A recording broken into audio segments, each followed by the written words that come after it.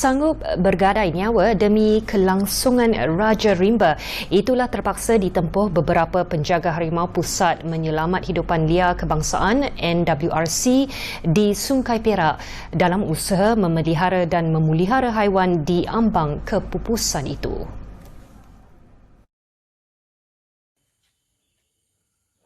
Bagi seorang petugas, Hairul Anwar Nordin, 26, beliau memilih kerjaya sebagai penjaga harimau kerana minat dan gemarkan cabaran baharu khususnya berkaitan dengan pengurusan kehidupan liar dalam kurungan. Terdapat pelbagai cabaran sebagai penjaga harimau dan baginya paling sukar adalah memastikan harimau di situ dapat menjalani kehidupan seperti mana di hutan.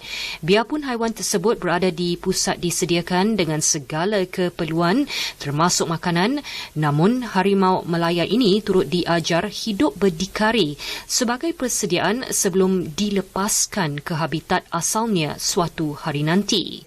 Aktiviti untuk pengkayaan habitat kita ada letak bau. Untuk bau kita ada letak bau pandan, bau yang lain daripada harimau tu untuk bagi dia rasa benda tu benda baru, dia akan buat aktiviti lain. So dia tak boring masuk duduk saja, dia ada aktiviti untuk buat. Macam makanan kita ada buat gantung, kita buat hiding food, kita sembunyi makanan, sense bau dia untuk dia pergi cari.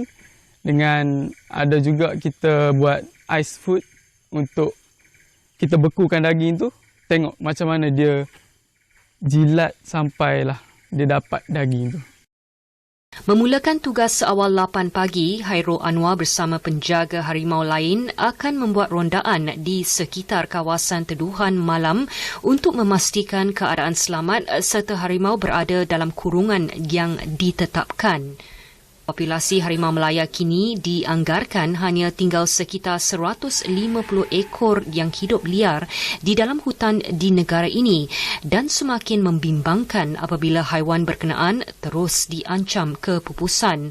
Pada masa ini terdapat 12 ekor harimau Melaya berusia antara 6 hingga 20 tahun di NWRC yang ditempatkan di 5 blok kurungan malam.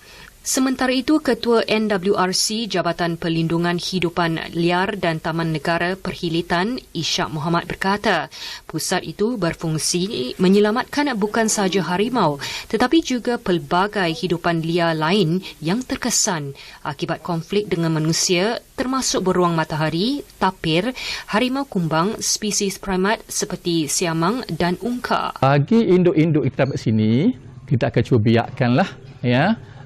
Di mana bila dapat anak nanti, kita akan liarkan semula.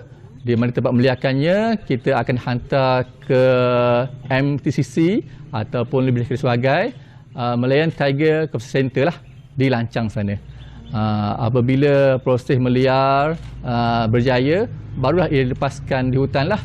Bagi induk-induk yang berada di pusat kami, di sini, kita tidak akan lepaskan. Dan di sini dijadikan tempat penempatan dia sehinggalah ke akhir hayat harimau itu sendirilah.